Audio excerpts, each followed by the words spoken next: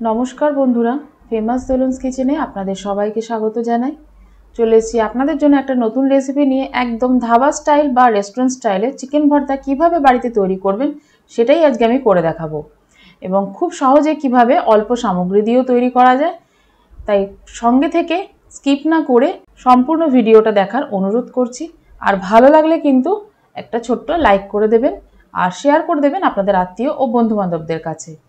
তাহলে আসুন আজকে রেসিপি শুরু করি। রেসিপি তৈরি করার জন্য প্রথমে জল বসিয়ে দিয়েছি একটা কড়াইতে, পরিমাণ মতো গরম মশলা আর তার সাথে সামান্য নুন দিয়ে দিলাম। এবার ভালো করে জলটা যখন ফুটে যাবে তখন আমি এখানে বোনলেস চিকেন অ্যাড করে দেবো।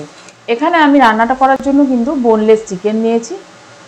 আমি এখানে বোনলেস চিকেন নিয়েছি বলে আপনাদেরকেও যে বোনলেস চিকেন নিতে হবে তার কোনো মানে নেই। আপনারা যে কোনো চিকেনের টুকরো দিয়ে কিন্তু এখানে তৈরি করতে পারেন, তবে বোনলেস চিকেন নিলে আপনাদেরই সুবিধা। অনেক সময় বোনলেস চিকেন রান্না করার পর কিন্তু খুব ভালোভাবে সেদ্ধ হয় না, তার জন্য আমি এভাবে বোনলেস চিকেন রান্না করি। দেখুন আমি এখন একদিকে সেদ্ধ হতে দিয়েছি আর একদিকে রান্না করব। আর একটা কড়াই বসিয়ে তার মধ্যে পরিমাণ মতো সাদা তেল দিলাম।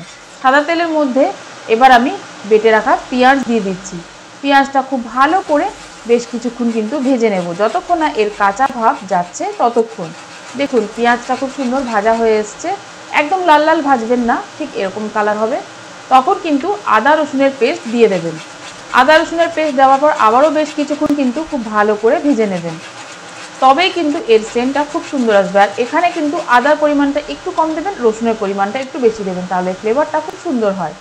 এদিকে দেখুন আমার কিন্তু মাংস বা চিকেন খুব সুন্দর সেদ্ধ হয়ে গেছে। কি করে বুঝবেন আমি দেখুন দেখিয়ে দিচ্ছি কি করে বুঝবেন। আমি একটা কাঁটা চামচ নিয়েছি, কাঁটা চামচটা দেখুন দিলাম আর কি সুন্দর ঢুকে গেল, তার মানে আমার চিকেন খুব সুন্দর সেদ্ধ হয়ে গেছে।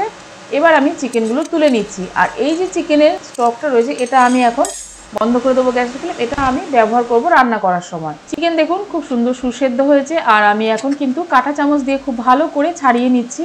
যেভাবে ভর্তা করা হয় ঠিক সেইভাবে আপনারা চাইলে হাত দিয়েও এই প্রসেসটা করতে পারেন। পেঁয়াজ আদা রসুন ভাজা হয়ে গেছে। এর মধ্যে দিয়ে দিলাম ধনে গুঁড়ো, জিরের গুঁড়ো দিয়ে দিলাম, দিয়ে দিচ্ছি স্বাদ অনুযায়ী নুন, আর তার সাথে দিয়ে দেবো কালারের জন্য সামান্য হলুদ গুঁড়ো, আর খুব সুন্দর একটা কালার আসার জন্য কাশ্মীরি রেড চিলি পাউডার দিয়ে দিলাম। দেওয়ার পর ভালো করে কিন্তু মশলাটা কষে নিতে হবে। মশলার থেকে যতক্ষণ না তেল বেরোচ্ছে ততক্ষণ কিন্তু মশলাটা কষতে হবে। আর এই সময় গ্যাসের ফ্লেমটা একদম লোতে রাখবেন। দেখুন মশলা কষা হয়ে গেছে। আমি যে চিকেনগুলো ছাড়িয়েছিলাম দুটো কাঁটা চামচের সাহায্যে, সেই চিকেনগুলো কিন্তু এখন অ্যাড করে দিলাম। অ্যাড করে দেওয়ার পর মশলা দিয়ে খুব ভালো করে মিশিয়ে নিচ্ছি। আর এর মধ্যে দিয়ে দেবো এখন দুটো টমেটো বাটা। টমেটোগুলো আমি খুব ভালো করে বেটে রেখেছি। এখানে মিডিয়াম সাইজের দুটো টমেটো নিয়েছিলাম, নেওয়ার পর ভালো করে ফাইন পেস্ট তৈরি করে নিয়েছিলাম। এর মধ্যে এখন আমি দিয়ে দিচ্ছি কাজু আর পোস্ত বাটা। আমি এই কাজু বাদাম আর পোস্ত একটু কিছুক্ষণ উষ্ণ গরম জলে ভিজিয়ে রেখেছিলাম, তারপর ফাইন পেস্ট তৈরি করে এর মধ্যে এখন অ্যাড করে দিলাম।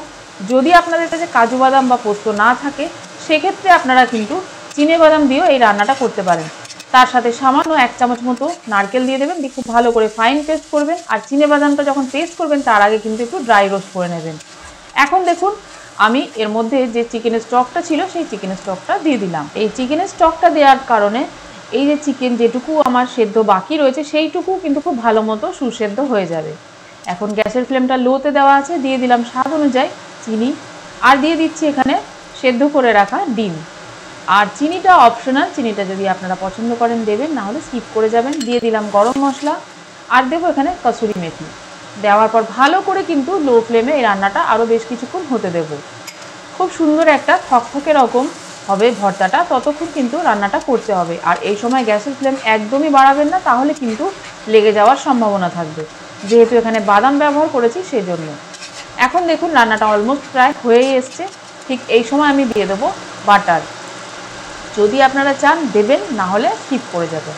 আমি যেহেতু একদমই ধাবা স্টাইল বা রেস্টুরেন্ট স্টাইলের করছি তাই এখানে আমি ইউজ করলাম বাটারটা। বাটার দেওয়ার পর এখানে দিয়ে দেবো পরিমাণ মতো ফ্রেশ ক্রিম। ফ্রেশ ক্রিম যদি আপনাদের কাছে না থাকে সেক্ষেত্রে আপনারা কিন্তু দুধের সরও ব্যবহার করতে পারেন। টেস্টের কিন্তু কোনো রকম এদিক ওদিক হবে না, টেস্ট কিন্তু একই রকম থাকবে। আর আজকের রেসিপি যদি আপনারা ফেসবুক পেজ থেকে দেখে থাকেন তাহলে কিন্তু পেজটা লাইক ও ফলো করে নেবেন। চিকেন ভর্তার সাথে কিন্তু যে কোনো কিছু সার্ভ করতে পারেন, মানে রুটি, পরোটা, নান বা জিরে রাইস বা ফ্রাইড রাইস সব কিছুর সাথেই কিন্তু সার্ভ করতে পারেন। আমি সমস্ত লিঙ্ক ডিসক্রিপশন বক্সে দিয়ে দেবো, আপনারা সেখান থেকে দেখে নিতে পারেন। এখন দেখুন আমি সামান্য ধনেপাতা দিয়ে দিলাম, এটা কিন্তু অপশনাল, যদি পছন্দ করেন দেবেন, নাহলে স্কিপ করে যাবেন। আমার একদম রেডি হয়ে গেছে চিকেন ভর্তা। এবার কিন্তু আমি গরম গরম পরিবেশন করব। তাহলে আজকের রেসিপি ভালো লাগলে লাইক ও সাবস্ক্রাইব করার জন্য অনুরোধ রইল। সঙ্গে থাকা বেল বাটনটা প্রেস করে দেবেন, তাহলে আমি যখনই নতুন কোনো রেসিপি আপলোড করব সবার প্রথম আপনার কাছে নোটিফিকেশন চলে যাবে। আজকের মতো এই পর্যন্তই, আবারও আমি চলে আসবো একটা নতুন রেসিপি নিয়ে। ধন্যবাদ।